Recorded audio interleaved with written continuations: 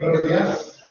Vamos a empezar la sesión este miércoles a cargo del servicio de radiología, con un tema bastante en boga. Y nos vamos a presentar Daniel, de la diagnóstico, y Isabel también de diagnóstico. Hola, buenos días, ¿se me escucha? Bueno, primero que nada, buenos días a todos. Es un placer estar con vosotros y daros esta sesión a cargo de nuestro servicio. Os presento ya, como Rafa nos ha introducido, a André y Elisabetta, y os vamos a dar un tema que creo que está en boga, como Rafa bien ha dicho, que es la IA radiología del píxel al paciente, y espero que sea de vuestro interés. Vamos a pasar un pequeño índice en el cual vamos a darnos conceptos generales sobre lo que es la IA, los diferentes tipos de la IA, cómo funcionan los logaritmos, las diferentes maneras de aprendizaje de los diferentes tipos de IA, dónde está la IA en nuestro servicio actualmente, donde más se ha empleado es en la mama, algunos casos prácticos para ver el día a día de nuestro servicio y las conclusiones de dónde estamos y a dónde vamos. Con eso pasamos un poco a definir lo que es la IA, porque para entender este concepto nos remontamos a 1956, el verano de 1956 en Dortmund, donde los padres fundadores de la IA pues establecieron acuñaron lo que es la definición oficial, que viene a decir que la IA es la búsqueda de la ciencia e ingeniería para desarrollar máquinas inteligentes que den muestras de pensamiento críticos comparables al de los humanos. Lo que buscan es que las máquinas intentar que piensen y razonen como los humanos. Esa es un poco la definición oficial que se acuñó en 1956 por John McCarthy y colaboradores. Vamos a entender un poco en esta diapositiva, a ver si funciona el puntero, si no se me escucha, lo que es el ecosistema de la IA, porque la IA no es un ente sola, sino que la IA comprende más facetas, como es el hardware, que es la física y la robótica, y luego lo que todos pensamos que es la IA, que es el software. El software, entonces, nos vamos a dividir entre estos dos bloques, donde la robótica viene a ser lo que es el cuerpo de la IA, definido por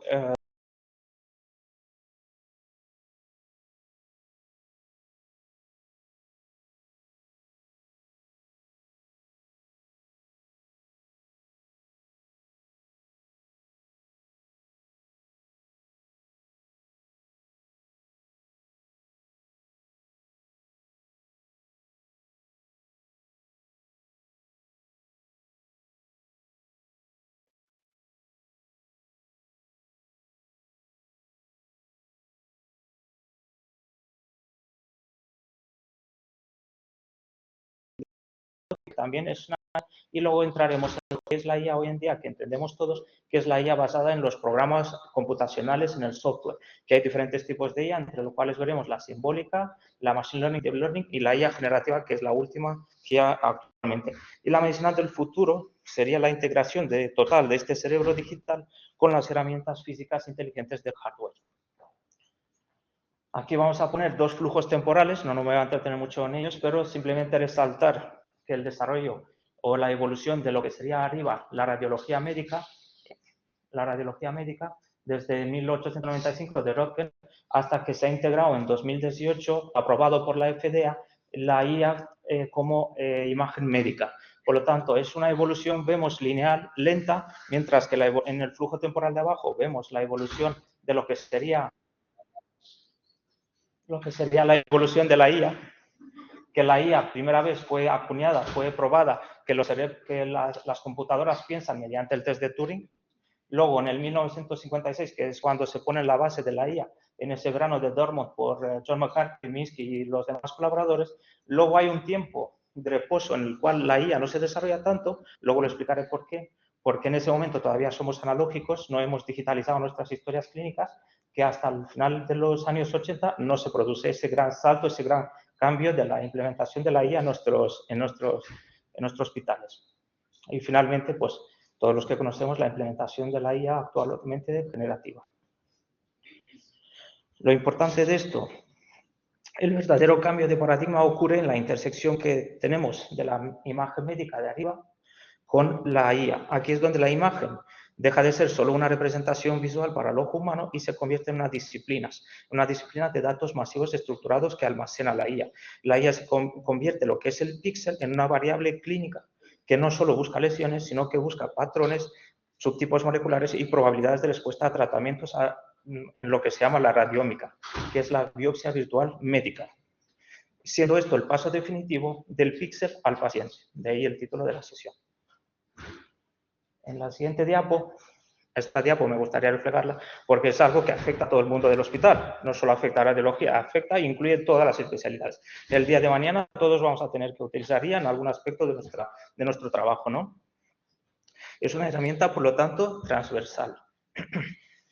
Ejemplos de ello, pues dermatología, oftalmología, como un sistema de cribado de altísima presión para distinguir melanomas de nebus benignos, en oftalmología detectar retinopatías diabéticos, en centros de salud para derivar los pacientes de manera urgente, los que se consideren. Por lo tanto, la IA es una herramienta que ha venido a ayudarnos. Va a pasar de lo que es la medicina reactiva a una medicina de precisión, una medicina transversal que va a estar centrada en el paciente. Gracias. Bueno, pasando a la siguiente diapo. ¿Por qué la IA ha tardado tanto en dar ese salto calitativo? ¿Por qué ha tardado en tener esa revolución que tenemos hoy en día? Por estos tres factores. Esto se ha tenido que dar la sinergia de estos tres factores para que IA evolucione y hoy en día la conozcamos como tal. Primero, lo que ha necesitado es la Big Data, datos masivos, con la cual se entrene. Los datos masivos que vienen de la digitalización de nuestras historias clínicas y de las imágenes médicas, que se han ido almacenando en el formato DICOM y luego se almacenan en el PACS. Por lo tanto, la IA lo que está viviendo en el servidor del PACS y coge los libros que son el DICOM y los analiza. Y no analiza no solo la imagen, sino los metadatos del DICOM, que son los datos del paciente, la técnica que se ha usado, los kilovoltajes, los miliamperios, todos los datos, metadatos que están incluidos dentro de ese libro digital que es el DICOM. Y esto lo consideramos como la gasolina. Esto es la gasolina de la IA actual. Luego, ¿qué elemento más nos ha servido para que el IA evolucione tal como lo conocemos hoy? Las GPUs, que son ultra rápidos,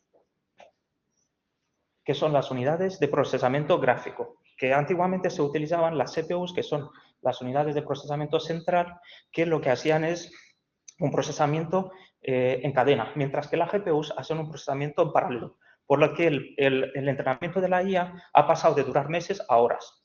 Y eso es otro factor importante a destacar. Y luego el Deep Learning, que es básicamente, es proactivo. Ya tú no le das unas reglas o unos patrones a estudiar a la IA, sino que la IA por sí sola, proactivamente, te estudia cada imagen y te da un diagnóstico, según lo que le pedamos. Y esto es la sinergia de estos tres factores, es lo que forma la tormenta perfecta para que haya ese crecimiento exponencial de la IA hoy en día. Pasamos a la siguiente. Esto es importante porque cuando hablamos de IA hay una semántica y una terminología que confunde a veces, ¿no? Entonces hay que entender un poco cuáles son los diferentes ámbitos o campos de la IA en donde se usa la IA para saber un poco qué tipos de IAs tenemos. Dentro de la IA hemos hablado de las dos categorías principales, la física robótica y la IA basada en el software, que es la que conocemos y utilizamos en imagen médica, ¿no? En la IA, antes de hablar de la manera en que funciona la metodología de las diferentes IA, hay que hablar de la IA según su capacidad. Y la IA según su capacidad está la IA estrecha y la IA general. La IA estrecha es la que se refiere que hace solo una tarea y es la IA que tenemos actualmente. Solo hace una tarea, está ultra especializado, pero solo sabe hacer una cosa. Un poco limitado. Y la IA general es la que sabe ser multitarea. Eso de momento es ciencia ficción, ya lo veremos en un futuro si se desarrolla. Dentro de la metodología de trabajo, que sería la otra gran clasificación de la IA, para no perdernos en tanta tecnología, sería la división entre lo que es la IA simbólica y lo que es la IA basada en datos, que es la gran revolución de hoy en día. La IA simbólica es la IA antigua, es la IA que se basaba en reglas, en conocimientos preestablecidos por un programador. Tú le decías que si pasa A, pasa B, entonces la IA lo que hacía es que en una placa, por ejemplo, tú le decías, búscame los nódulos que tienen tanta densidad de esa morfología, que sea nodular o bordes espiculados y que tenga, pues, yo qué sé, 80 unidades Hansfield. Pues la IA solamente te buscaba esas lesiones en concreto y te las señalabas. No te daba una predicción de riesgo de esa lesión y no te buscaba otras lesiones parecidas. Y esa es lo que se llama la IA simbólica basada en reglas. Que una aplicación para ello es lo que se llama la Computer Assisted Diagnostic, que es el diagnóstico asistido por computadora en 2D, que es la antigua IA, que simplemente es una aplicación de ese tipo de IA. Y la gran revolución hoy en día es la IA basada en datos, dentro de la cual tenemos varias categorías, que es la primera sería la que engloba todas, que es la Machine Learning semiautomático. Es semiautomático, quiere decir autónomo, pero no automático del todo. Eso viene a decir, autónomo, puedo tomar ciertas decisiones, pero hasta cierto punto. ¿Por qué? Porque el ser humano le indica los patrones que tiene que buscar. Y yo no le marco las características como se lo he marcado aquí, pero le digo, en esos patrones que me tienes que buscar, tienes que tener en cuenta la densidad de la lesión, si tiene bordes estipulados y otras características que me interesa conocer de esa patología. Pues él solamente busca los patrones. Yo ya no le marco las características de esas variables, pero se tiene que fijar en esas variables para buscarme los patrones que me interesa para el diagnóstico.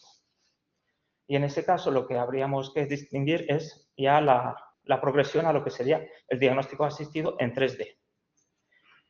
Entonces, el Machine Learning es un sistema que básicamente aprende patrones de lo que nosotros le digamos. Todavía está influenciado por el ser humano. Necesita al humano que le diga qué variables son las importantes. Todavía tenemos un peso. Pero en la siguiente ya subcategoría dentro de las IA basadas en datos, que se subdivide en Deep Learning, en el aprendizaje profundo, esta sí que es automática. Y aquí yo le mando reglas. Aquí yo le mandaba las reglas, aquí las reglas ya me lo pone él, pero yo le mando lo que quiero que busque y aquí ya no le mando nada, ni reglas, ni patrones, ni nada. Él solamente coge la imagen y busca los píxeles y analiza píxel a píxel. Eso es la revolución actual. Él es capaz de interpretar esos píxeles y darnos la relevancia clínica que tienen esos píxeles. Y eso se llama radiómica. Y dentro de lo que es la automática, la Deep Learning, tenemos la IA actual, que es la generativa, que es la que genera textos, músicas, libros, que es la que genera imágenes médicas a partir de otras imágenes médicas. Y te puede generar una resonancia a partir de un DAC. Eso es un poco la revolución actual en la que estamos, en la IA generativa. Espero que os haya quedado un poquito más claro ese tema, porque es importante conocer la taxonomía para entender de dónde vamos. Esta no me va a entretener demasiado. Hay que saber la jerarquía que os he explicado antes de Machine Learning, Deep Learning generativa. Hay que entender cómo trabaja, cómo aprende la Machine Learning, que es a través de un etiquetado supervisado y a través de un etiquetado que no está supervisado. En el supervisado yo le pongo la etiqueta de que esta placa tiene tumor, esta no, y él aprende. Coge 10.000 placas y aprende. Va filtrando esas placas hasta que aprende cuál es una placa con tumor y cuál no. Decir que aparte de etiquetar las patologías de un estudio, la inteligencia artificial lo que hace hoy en día otras funciones que no es solamente clasificar y decirnos, como en este corte axial de TAC, que esto es una metástasis, sino que te delimita los órganos, te dice esto es el vaso, esto es cámara gástrica, eso es el hígado, ¿no? Tiene muchas más funciones que realiza la IA, no solamente detectar y etiquetar patologías, ¿no? Y en un futuro seguramente tendrá más campo de aplicaciones. Luego hace lo que es la segmentación semántica, que te divide por grandes órganos y lesiones que presente, pues te pone píxel a píxel, exactamente píxel a píxel, y te delimita el hígado y las lesiones que presenta el hígado, que son las metástasis, que las marcan amarillo aquí, y abajo te delimita lo que es la segmentación instantánea, que te delimita cada metástasis de diferente color, para que así, cuando haya falta que hacer una operación o una radiocirugía, saben exactamente dónde está cada lesión, una respecto a otra y dentro de las estructuras vecinas. Quizá es la diapositiva más interesante y más compleja de traducir. La he resumido como 4 veces y ya no puedo más resumirla. Voy a intentar darlo lo más breve posible y espero que os quedáis con alguna idea. Esto es cómo funciona la IA en radiología médica. Se llama redes de aprendizaje profundo convolucionales. Convolución quiere decir mezclar. Mezclar los datos de los píxeles con los algoritmos matemáticos de la convolución, de la IA.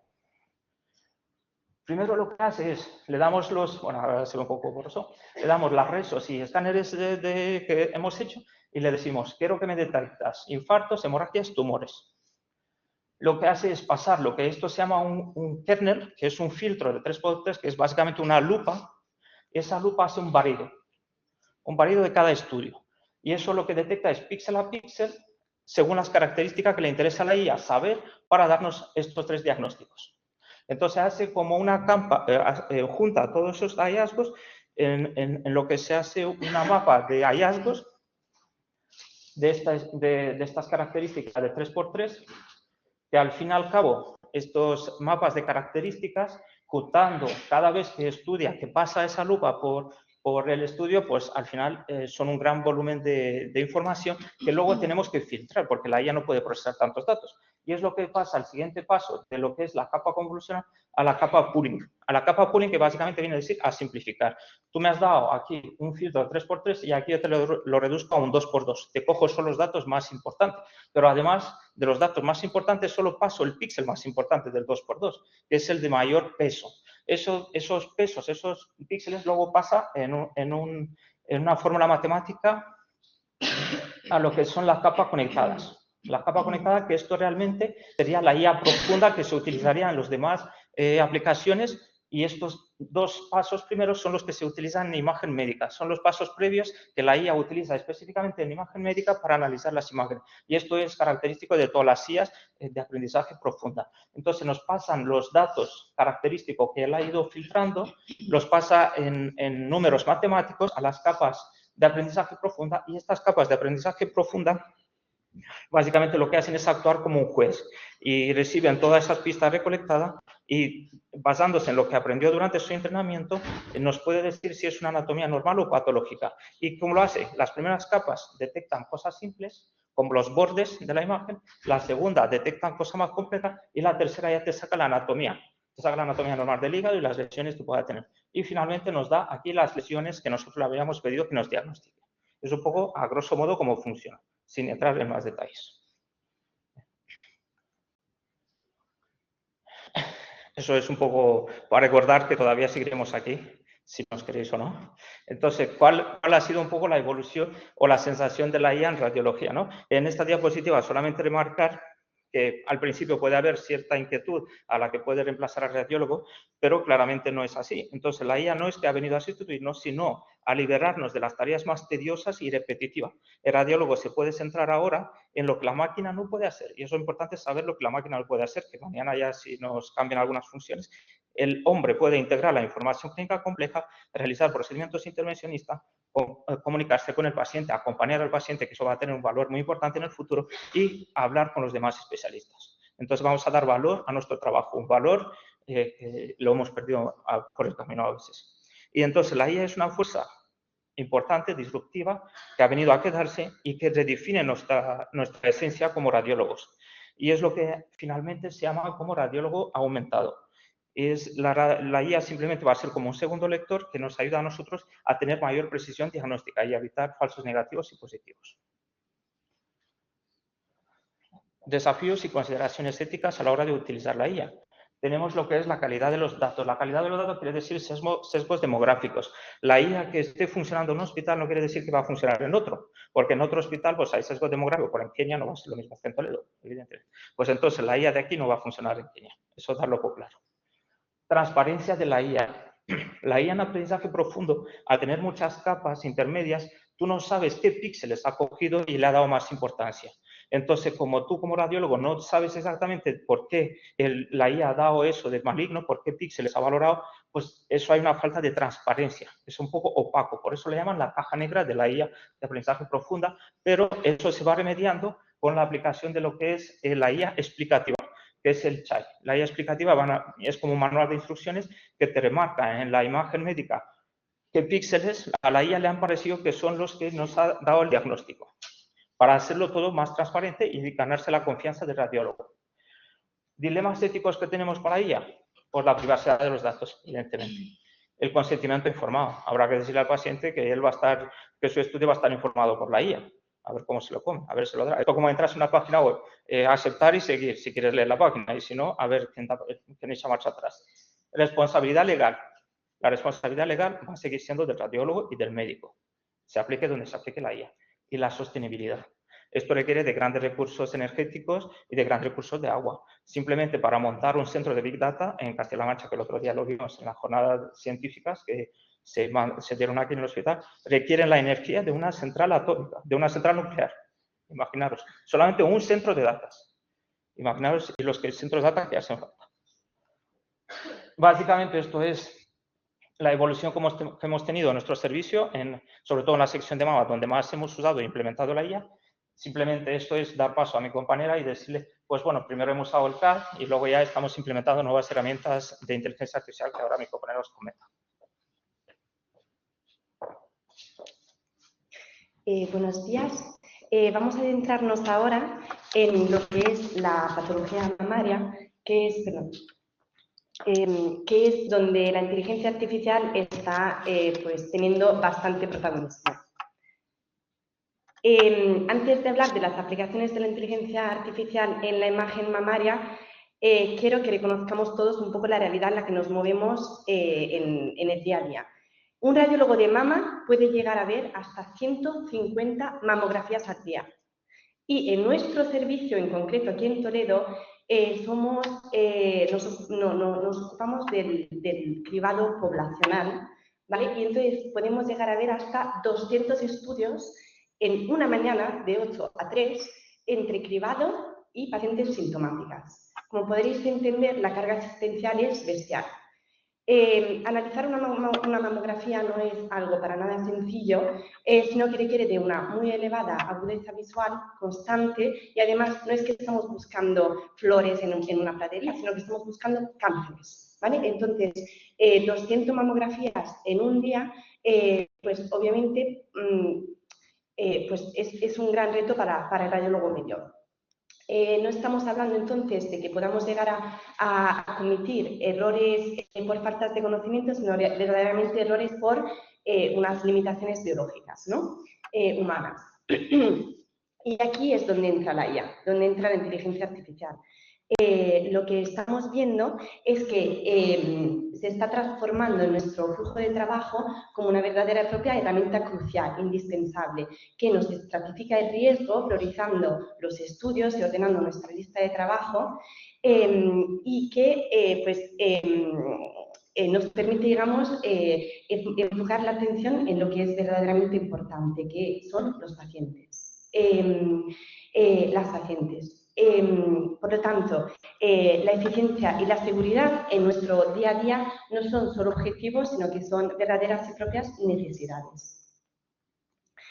Esta necesidad que tenemos, esta presión que sentimos en el día a día para mantener la seguridad de nuestras pacientes, se ha respaldado por la evidencia científica. Y existen 3 grandes estudios internacionales que pues, nos han demostrado la utilidad de la inteligencia artificial en nuestro trabajo, ¿no? El primero se llama iStream. Lo que hizo fue comparar el trabajo de la inteligencia artificial sola versus el trabajo de radiólogo solo versus el trabajo de la inteligencia artificial acompañando al radiólogo. Y lo que vio es que en el caso de la inteligencia artificial acompañando al radiólogo, los resultados eran muchísimo mejores, o sea, se detectaban más cánceres, en un 13-14%. Y además, sin incrementar los falsos positivos, es decir, mayor especificidad. El estudio Screen Trust Card lo que hizo fue comparar la inteligencia artificial con radiólogo versus 2 radiólogos solos. Lo que se vio es que, además de la mayor detección de cánceres, pues se reducía la tasa de rellamadas. Es decir, se reducía ese número de pacientes que tenían que volver al hospital a realizar pruebas complementarias. Y por último, el estudio MASAI, que es el estudio de referencia en este ámbito, lo que hizo fue comparar la inteligencia artificial con el radiólogo, con un solo radiólogo, en los casos más sencillos, versus inteligencia artificial con 2 radiólogos en los casos de mayor riesgo versus 2 radiólogos. Y lo que vio es que había mayor detección de cánceres, no aumentaban los falsos positivos y además, algo súper interesante y único de este estudio es que se reducía la carga de trabajo en un 44%, ¿vale? Es decir, que pues, todo era mucho más rápido, ¿no? Entonces, lo que podemos decir, digamos, en resumen, tras estos 3 estudios, es que la inteligencia artificial no solo nos acompaña, sino que redefine nuestra precisión, optimiza recursos y mejora el flujo de trabajo. Entonces, para comprender un poco lo que está ocurriendo en la mama, tenemos que hablar de saltos. El primer gran salto se vio en la tecnología mamaria, en las pruebas de imagen. Como todos sabéis, la mamografía sigue siendo el gol estándar del cribado poblacional. Antes trabajábamos con mamografía 2D, es decir, que la mama, que es una estructura tridimensional, pues la proyectábamos en una imagen plana, bidimensional. ¿Qué pasa? Que al proyectar la mama en una imagen plana, pues teníamos el problema de la superposición de tejidos. Entonces, pues sombras que no eran cáncer, las dábamos de cáncer, y lesiones que eran verdaderamente lesiones, pues igual no llegábamos a verlas. Entonces, el salto a la mamografía 3D, a la tomosíntesis, justo reduce este problema de la superposición. ¿Por qué? Porque adquiere múltiples proyecciones reconstruyendo la mama en cortes finos a través de los cuales nosotros podemos literalmente navegar en profundidad. Y entonces, pues quitamos el riesgo de la superposición de tejidos. Resultado, pues menor tasa de falsos negativos, menor tasa de falsos positivos. Este es un ejemplo claro de, a vuestra izquierda tenéis una mamografía 2D, donde en principio no hay ningún hallazgo patológico, es una mamografía normal, y luego cuando pasamos a utilizar para la misma paciente la tomosíntesis, capa tras capa, pues nos damos cuenta que realmente hay una lesión, hay un nódulo. El siguiente salto no ha sido tecnológico, sino que ha sido pues, en el campo de la IA, la gran transformación que estamos teniendo ahora mismo con la inteligencia artificial en la radiología de mama. Y entonces, para comprender este salto, tenemos que hacer un brevísimo salto al pasado. ¿De dónde venimos? Para que sepáis, no sé cuál es la edad media del público de hoy, pero cuando yo tenía 3 años ya se estaban implementando sistemas de inteligencia artificial aplicada a la mama. En 1998 se aprobaron los primeros sistemas de IA, los llamados CAT-E, que eran capaces de marcar lesiones sospechosas.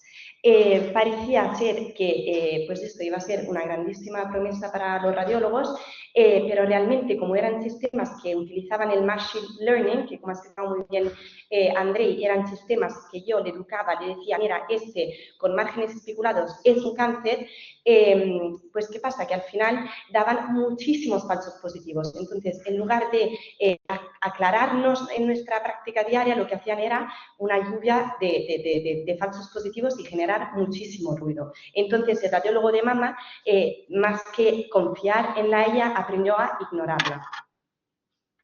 ¿Cuál es el presente? ¿Cuál es la gran revolución que estamos viviendo hoy? Ya no estamos hablando de sistemas de IA mejorados, de CAT mejorados, sino que estamos hablando de un verdadero cambio de paradigma. Ya no tenemos sistemas de inteligencia artificial basados en algoritmos de Machine Learning, sino en algoritmos de Deep Learning, es decir, aprendizaje profundo. La inteligencia artificial aprende por sí sola. Yo no le tengo que enseñar nada. Y además, a diferencia de los CAT del 1998, los que aplicábamos anteriormente, esta inteligencia artificial, estas plataformas se pueden aplicar a mamografía 3D. Es decir, que pues, los saltos se están dando pues, en conjunto, ¿no? ¿Qué es lo que hacen? ¿Qué es lo que hace la inteligencia artificial? Lo que hace es analizar la imagen píxel a píxel y sacar pues lo que considera que es sospechoso. ¿Cuál es el impacto de estos saltos en nuestro flujo de trabajo? Pues dicho rápido y pronto, más precisión y menos ruido. Y en términos científicos, ¿en qué se traduce todo esto? Pues en que tenemos una mayor sensibilidad, ¿vale?, a la hora de trabajar, es decir, una reducción de los falsos negativos. Tú tienes cáncer, yo veo que tienes cáncer, ¿vale? O sea, no te mando a casa, ¿vale? Y esto también tiene una grandísima repercusión en lo que es el cáncer de intervalo. El cáncer de intervalo es ese cáncer que aparece entre un cribado y otro, y que a menudo estaba ya en la mamografía previa, pero de una forma muy sutil. Entonces, el radiólogo no lo había llegado a ver, no por desconocimiento, sino porque verdaderamente es muy complejo de ver, y aparece en la siguiente mamografía. Y además, estos cánceres muchas veces son los más agresivos. Entonces, esto es algo increíble. Y luego, aparte de esto, pues tenemos una mayor especificidad, es decir, menor tasa de falsos positivos. ¿Qué significa esto para nuestro flujo de trabajo? Pues menor tasa de recitadas, es decir, no tienes cáncer, te quedas en tu casa, menor ansiedad innecesaria. O sea, ya sabéis que las pacientes que vienen a radiología de mama, cuando le decimos que se tienen que volver a acercar al hospital para una biopsia, pues ya comprenderéis el nivel de ansiedad y de estrés y de carga psicológica que le provocamos. Y además, como para luego decirle, mira, no tenías nada. Y luego, pues, una disminución en el gasto sanitario, es decir, que esto, pues, bueno, es lo que luego le importa a todo el mundo, ¿no? Intentar gastar cuanto menos. En términos de eficiencia, pues vamos a tener, como demostró el estudio Masai, una disminución en el tiempo de los informes de casi el 40%. Esto parece que, los que me estéis escuchando, parece pues que lo que nos va a terminar en que, mira, pues tiempo reducido, radiólogo a tu casa, o sea, ya no nos sirve. Pues no, todo lo contrario. Nos vamos a transformar en radiólogos clínicos, finalmente, radiólogos centrados en las personas, radiólogos capaces de tener radiólogos con mayor tiempo para dedicar a las imágenes más complejas, radiólogos que no van deprisa, radiólogos, pues eso, centrados en la persona. Entonces, bajando un poco a la tierra toledana, ¿qué es lo que estamos haciendo aquí en nuestro hospital? Actualmente estamos utilizando dos plataformas de inteligencia artificial en la mama aplicadas a la mamografía. Y son Genius y Transpara, nombres de inteligencia artificial. Entonces, son dos plataformas que se conectan a nuestro software, al PACS, que para que lo que no lo sepáis, el PACS es donde archivamos todas nuestras imágenes y añadimos una capa de inteligencia más. Entonces, el PACS muestra la imagen y la IA la interpreta. ¿Cómo? Pues marcando las lesiones en 3 subtipos: masas, microcalcificaciones o la combinación de ambas, masas más micros. Además del marcaje, ambas generan un score global del caso, generalmente en forma de porcentaje o en forma de nivel de riesgo, o sea, es decir, bajo, intermedio, elevado. Entonces, quiero insistir en este mensaje que me parece muy importante, que es el tema del score global del caso. No es un riesgo absoluto, ni un diagnóstico. O sea, si la inteligencia artificial me marca una lesión y al lado me pone un 80%, no significa que hay un riesgo absoluto del 80% de que esto sea cáncer, sino lo que me está diciendo es, hay un 80% de probabilidades de que detrás de este hallazgo pues, pueda haber algo maligno. Es decir, que me posiciona el estudio en un percentil, ¿vale? Si me pone 80%, significa que este estudio está en el percentil 80 dentro de todas las mamografías que han resultado siendo malignas. Este es un concepto muy importante. ¿En qué nos ayuda ese score? Pues a priorizar los estudios, literalmente nos ordena la lista en prioridad, o sea, por dónde hay que empezar, apoya al radiólogo o no, en algunos otros casos que ya veremos, y luego optimiza recursos de tiempo, como ya os dije anteriormente. Entonces, ¿cómo trabaja Transpara y pues de forma bastante parecida a Genius en la práctica? Pues es muy sencillo. Se hace una mamografía 2D o 3D, porque se puede aplicar en las dos. Transpara lo que hace es analiza las imágenes y marca los hallazgos que son potencialmente sospechosos, y el radiólogo abre el estudio desde su sala de informes, lo abre el PACS y ve las imágenes habituales, no solo con las imágenes, sino también con el marcaje de la inteligencia artificial. Entonces, no reemplaza nuestra lectura, sino que la complementa. Importante. No es un par de ojos que nos sustituye, sino que es un par de ojos que mira con nosotros. Entonces, ¿cuál es el objetivo final? Pues aumentar la precisión, ganar la confianza y, en última instancia, pues ser más consistentes en la decisión final de cara a nuestra paciente. Hasta aquí, pues lo que tienen en común Genius y Transpara.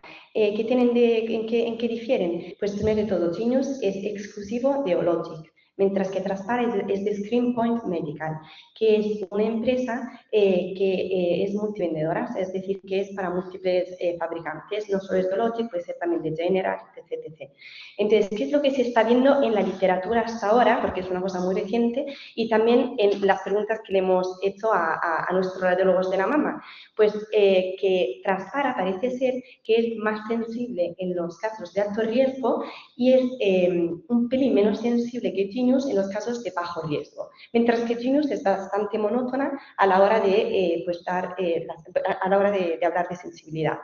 Dicho mal y pronto, digamos que a Genius le cuesta más dar scores altos. Es un pelín más cobarde que Transpara. Mientras que a nivel de especificidad parece ser que Transpara es más específico, o sea, menos tasa de falsos positivos que Genius. Y como curiosidad, para que lo sepáis, nuestros servicios ingenieros de la mama y los radiólogos de mama están llevando a cabo un estudio comparativo para ver realmente cuál de estas dos plataformas de inteligencia artificial es más rentable y nos va a ayudar más en el día a día. Pues lo más interesante de todo pues, es el futuro. No nos vamos a quedar en simples marcajes de nódulos o de lesiones, sino que vamos hacia un futuro súper interesante y apasionante. Y es que la inteligencia artificial va a ser capaz, de hecho ya lo está haciendo, de analizar la arquitectura del tejido mamario, pudiendo predecir patrones de riesgo de cáncer a los 5 años. Es decir, que el cribado ya no se va a basar simplemente en tengo 50 años, tengo 60 años, ¿me tengo que hacer el cribado? No. ¿Tengo antecedentes personales? Sí, o sea, te lo tienes que hacer, pero no solo por eso, sino también por lo que te diga la IA después de haberte analizado, ¿no? Es decir, que cada paciente lleva como una firma inscrita de su riesgo y la inteligencia artificial va a ser capaz de detectarlo, ¿no? Entonces, si antes a la inteligencia artificial le preguntábamos si lo que tenemos a la izquierda era un perro o un gato y a través de los algoritmos de deep learning nos decía pues, que era un gato, ahora lo que le vamos a preguntar es, ¿esta paciente tiene riesgo de cáncer a los 5 años? Sí, no. ¿Cuánto?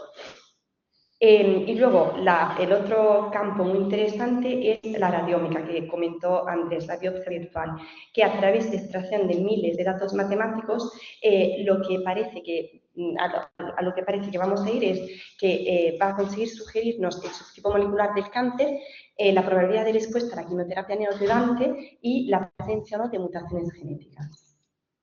Entonces, si Jeffrey Hinton, que es uno de los grandes padrinos de la inteligencia artificial, hace 10 años decía que los radiólogos íbamos a ser como el coyote Wile-E en un precipicio, a punto de caernos de un precipicio, pues lo que podemos afirmar ahora mismo es que más que en un precipicio nos encontramos en un trampolín que nos va a llevar a los radiólogos a poder centrarnos mucho más en los pacientes, en los clínicos y a poder pues, dedicar el tiempo necesario a la interpretación de las imágenes de mayor complejidad. Muy rápidamente vamos a enseñaros unos casos prácticos para que veáis un poco cómo funciona la inteligencia artificial en la mama. Entonces, bueno, este es un caso que os quería enseñar donde vemos que la inteligencia, aquí a la izquierda, perdón, aquí a la izquierda tenemos una mamografía, o sea, son las dos mamografías son de la misma paciente. Lo que pasa es que aquí a la izquierda tenemos la aplicación de la inteligencia artificial por Genius y aquí a la derecha por Transpara. Y entonces, lo que nos marcaron fue esta lesión de aquí, ¿vale? En el cráneo caudal, en el oblicua, pues esta de aquí. Y Genius nos puso un 82% de score. Y Transpara, pues también nos marcó esta lesión de aquí, la misma, y nos da un score del 70%. Nosotros la biopsiamos y sale un VIRAS 2, traducido en lesión definitivamente benigna, ¿vale? O sea, era un score alto y terminó siendo una lesión benigna. Caso parecido en este, ¿vale? Aquí a la izquierda tenemos la IA de Genius y aquí tenemos Transpara. Entonces, nos marcó esa lesión de aquí como más clasificaciones con un 99% de score Genius y un 96% de score Transpara. Le hicimos un cribado, o sea, perdón, la necesitamos del cribado, o sea, se tuvo que volver al hospital, le biopsiamos y dio pues un VIRAS 2. Es decir, IA más radiólogo pues realmente van de la mano, ¿no? Trabajan juntos. Vamos a enseñaros los últimos dos casos y terminamos. Bueno, 5 minutos de cortesía, empezamos 5 minutos tarde, nada, unos casitos más para fomentar y a ver cómo funciona la IA en nuestro servicio. Lo mismo se utilizan en este caso, a la derecha es el Genius y aquí es el Transpara. Esto es un caso que os quería traer para deciros la complementariedad de la IA con el radiólogo, la sinergia, ¿no? Porque en la mama derecha vemos todos la masa, vemos todos la afectación, esto evidentemente maligno, la IA así lo ha dicho, el radiólogo también. En cambio, aquí estas dos lesiones que nos marca en este caso Transpara, vemos que aquí le da una probabilidad de riesgo de que sea relevante de un 54% y a esta un 85%. Entonces, en esta le dio un bajo riesgo, digamos, de probabilidad de que sea relevante, pero al cual el radiólogo le ha implementado, le ha hecho una ecografía y ha visto que tenía, y ha tenido que biopsiarla y era un VIRAS 4, un VIRAS 5. Mientras que a esta, dado el alto porcentaje de cribado que se hacen, pues a veces te puede pasar desapercibido, como le ha pasado incluso a las dos IAs, porque vemos que aquí en esta proyección oblicua la IA no es capaz de verla, solo ha visto en la cráneo caudal, mientras que la otra IA, que es la Genius, tampoco la ha podido detectar. Por lo tanto, aquí vemos claramente la sinergia entre las dos, entre el radiólogo y la IA. Cómo se complementa y como radiólogo muchas veces es capaz de darle mayor importancia a una lesión que le ha dado la IA y la IA te detecta lesiones que a lo mejor el radiólogo por cansancio no la ha visto. Este caso también es importante por ver que igualmente la IA en este caso ha dado mayor probabilidad de riesgo en esta proyección craneocaudal que en la proyección oblicua a esta posible lesión, mientras que igualmente en el otro IA que utilizamos en el Transpara, en la proyección oblicua tampoco le ha dado, no le ha visto ni siquiera, y aquí sí que le ha dado en la craneocaudal una mayor probabilidad de riesgo. Por lo tanto, y esto al fin y al cabo se demostró que era un VIRAS 5. Son lesiones que puede que en una proyección la IA lo dé de relevante y en otras no, que el radiólogo luego tiene que valorar y ver si realmente es importante a estudiar en profundidad. Los últimos casos, ya por acabar, esto es un VIRAS 2, donde la IA te detecta aquí que son los típicos cambios postquirúrgicos, que evidentemente la IA le dio un alto porcentaje de relevancia, que era el 96%, que son VIRAS 2 irrelevante para nuestro paciente. Y este, si os fijáis, realmente no es una mujer, es un chico, y le dio una probabilidad de 95% en esta proyección de que sea algo relevante. Y realmente se le citó, se le hizo un eco y era un absceso que se detectó. Y ya pasamos a la última diapo, que es la conclusión de todo eso. Espero que os habéis podido seguirnos hasta ahora. La IA es una herramienta complementaria, no es un sustituto, favorece la transición de las tareas repetitivas a la actividad clínica de alto valor que desarrollamos como radiólogo y la sinergia de IA-radiólogo es el catalizador que hace que la detección sea más precisa y eficaz con una radiología centrada en el paciente. Y como coloquio, la IA no sustituirá al radiólogo, pero el radiólogo que use la IA sustituirá al que no lo haga. Bueno, con eso nuestra bibliografía. Muchas gracias a todos.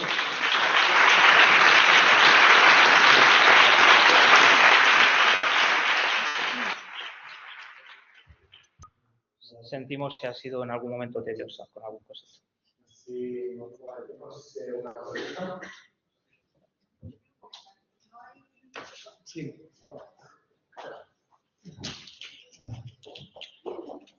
Sí, perfecto.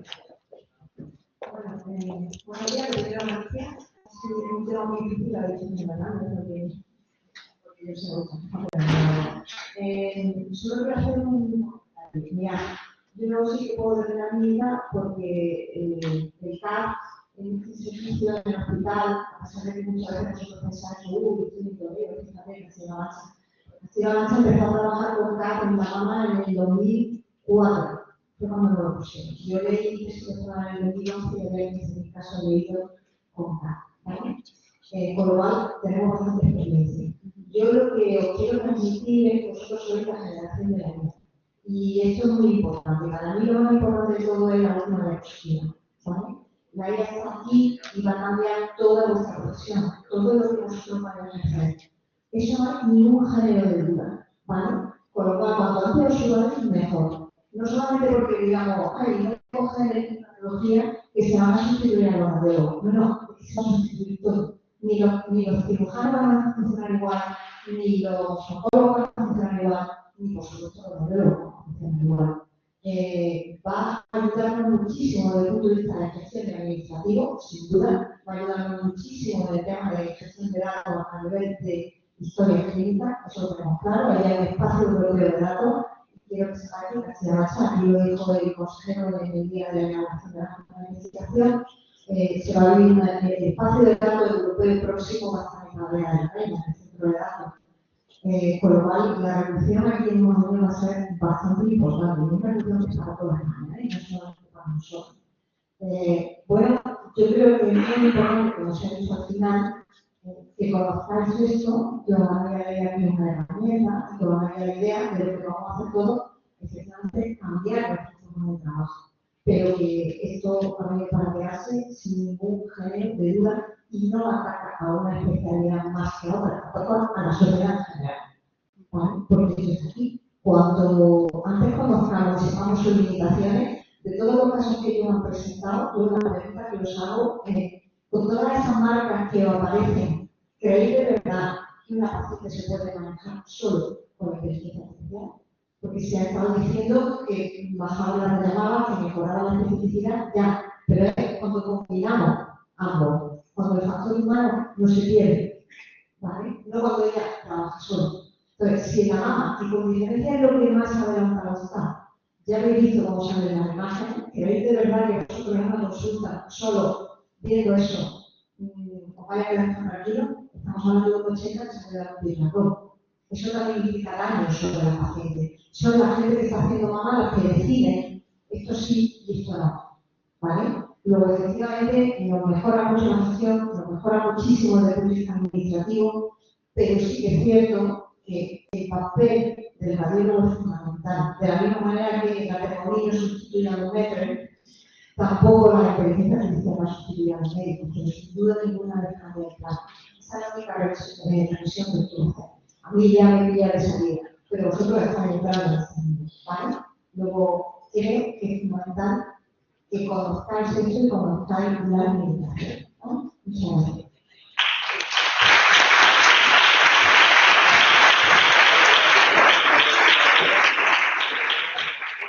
Bueno, pues no hay más comentarios. Gracias por los comentarios, muy interesante. Ángel.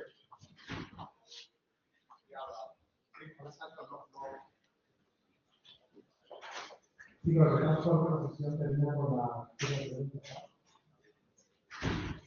Bueno, tranquiliza mucho que los radiólogos presentéis una sesión de inteligencia artificial, porque siempre que se habla de inteligencia artificial en medicina, se habla de los radiólogos. Los radiólogos son los que son más fácilmente sustituibles con la inteligencia artificial. En ese sentido, después de la sesión, como más tranquilo porque os consideramos amigos nuestros. Pero yo os quiero, es verdad que hoy presentas esto, pero la inteligencia artificial, una de sus características es que mejora exponencialmente. Yo os pregunto, habitualmente veo que las mamografías, cuando veo los informes, pones un radiólogo, las interpretáis dos radiólogos. Ahora con la inteligencia artificial estáis interpretando solo un radiólogo. Me encanta esa pregunta. ¿Se me oye?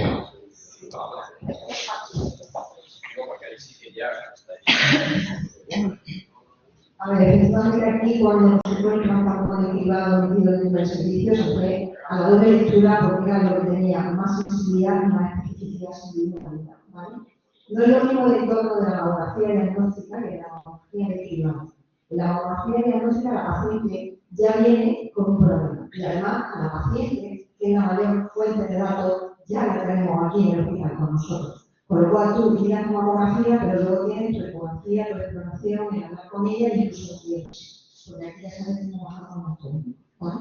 Luego, si yo tengo que utilizar una herramienta para la parte diagnóstica, sin duda ninguna, voy a coger una que sea muy sensible, porque la especificidad me da un poco más igual pues, para la paciente también.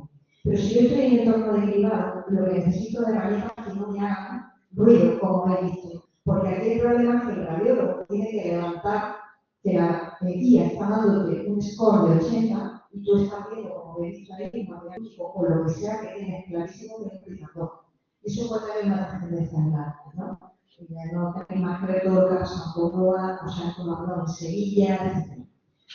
¿Qué te contesto con esto? ¿Qué estamos haciendo nosotros? Como nosotros empezamos con lo de lectura, una de las cosas que estamos haciendo ahora es un prospectivo, aprovechando la de inteligencia artificial. Y una de las cosas que vamos a abrir precisamente es, si la doble lectura, como dice Masai, ¿vale? De los radiólogos, no es mejor, porque es una no inferioridad, no es mejor que uno con IA.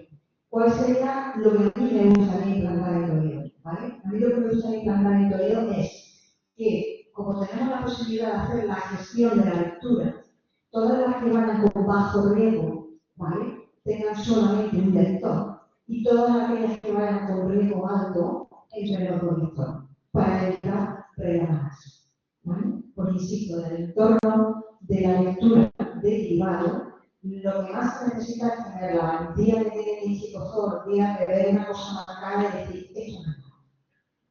Y eso lo hacen diariamente tomando 250 decisiones, ¿vale? Ese es el tema. Entonces, ¿qué estamos haciendo nosotros? Lo vamos siempre, medir.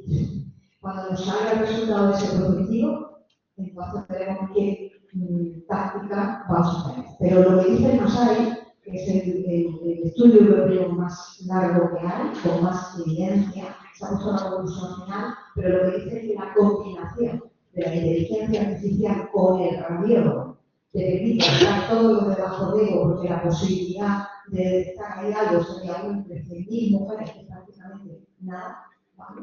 Y sin embargo, lo alto riesgo, lo suyo es que pasen por lo y como no, y si no, como mínimo un radiólogo para experiencia.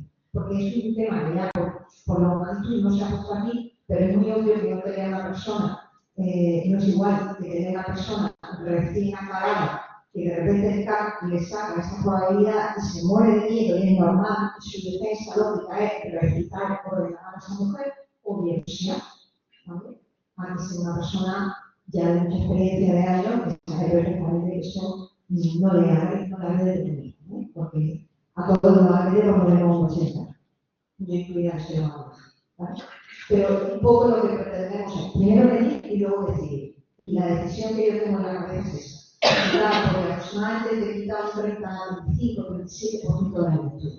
Lo que sí se sabe es que la combinación de, por nosotros ahora también a su vez tenemos una herramienta que combina la densidad normal, entonces en densidad baja, que lo vamos a utilizar con riesgo bajo, un lector es más que suficiente. Y estamos hablando de que en vez de tener 150, a lo mejor tienes que tener 60, mucho.